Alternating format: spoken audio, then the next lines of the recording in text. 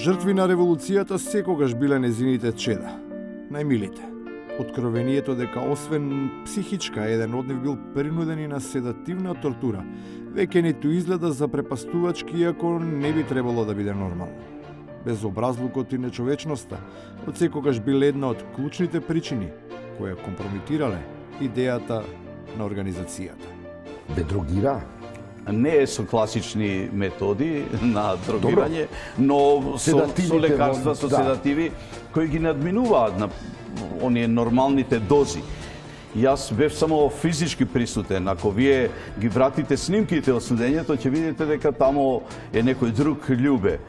Оттаму не изгледа воопшто непристојно кога на еден од сличните воинствени првоборци од спротивната страна на идеолошката карта ќе му биде упатено предупредување дека наместо херој, како што очекувал, ќе стане жртва. Оти туркањето на големите процеси секогаш ги меле најситните камења. Зошто на крај на денот чисто спортски не побарате меѓународна истрага за 27 април? Значи, кога беше тоа 27 април, јас ставив еден Facebook статус, ќе висите заедно. Сега знаеш што мислам, Бетмен, дека ќе висиш одделно, дека така те насанкаа, друже, дека ти ќе висиш одделно и тоа 5 години затвор. Знаеш ли зашто те ставил извршени? Зашто? За утре кога ќе те апсат овие, да зборат дека апсат политички притисок. Да, за тоа. Се разбира, има и покајници кои што од секогаш знаеле пак да фатат приклучок, па воопшто не зачудува кога по шпекулациите дека еден од тројцата фаворити за наследник на Груевски е токму тој што бил оцрнуван, со варикина да се избелуваат парталите кои летале кон него. Ако нешто порано било сметано за најголем грев, сега тоа може да се третира како доблест. Единствен судир кој што го имаме од тоа време е со Антонио Милошевски, меѓутоа тој е идеолошки судир. Ние бевме обвинувани 27 години дека сме бугарофили. Дека имало луѓе кои што трпеле влијание во партијата. Суштината беше што тој јасно изразуваше пробугарофилски ставови. Тоа беше се затоа што дел од луѓето беа повеќе склони да читаат историја и повеќе да ја применуваат во дневно-политичкиот момент, знаејќи ги тие релации.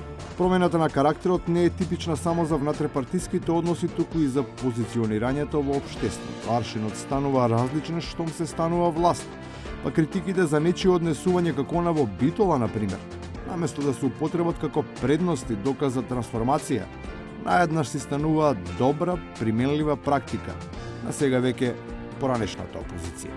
Материјалите за овие точки ни беа доставени денес во 10:05 минути. Тоа е 5 минути после започнувањето на седницата.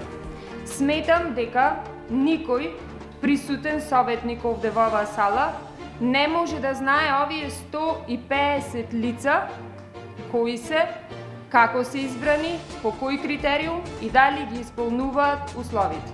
Ние како претходни советници во овој совет со сегашната власт ќе ги именувам моите колеги, а најпрво ќе го именувам председателот.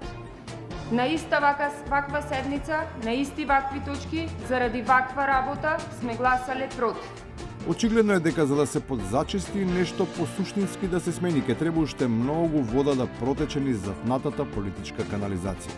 Ама и за тоа има проблем, особено кога народот ќе си стави во глава дека таа е лековита и спасоносна, а некој ќе ја забрани незината употреба, не сакајќи да ја прогласи за света. Сега моментално ние по негова наредба направиме како он што сакаше. Остраниме ги другите водички, остана Света Петка. Ама еве луѓето што се соберени, они ќе кажат дали треба да постојат водичките или не треба да постојат. И на крајот, кога не дозволуваат тоа да го прави водата, лекот мора да се бара преку здравство.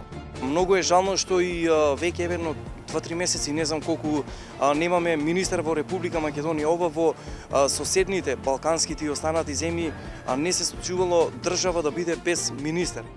Држава без министер за здравство ете некако и бидува, ама сериозна коалиција, толку долго, без лек за тоа прашање, тешко.